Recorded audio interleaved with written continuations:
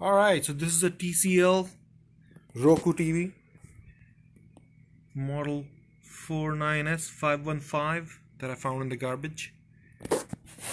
It had backlight but no display. So what I did, well, I checked the motherboard, power board, and all the capacitors were good. It had power, obviously had power because I'm getting backlight but just no display, and this main board appears to be good. So I removed all the covering that was here, these things,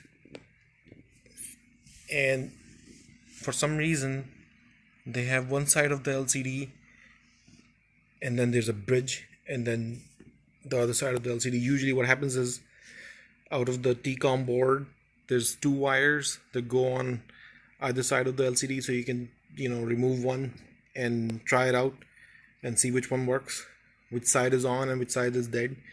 On this here, this side has to be working for the other side to work, apparently. But all I did to fix this TV was I removed this cable and I flipped it. So this connection was there and that connection was here.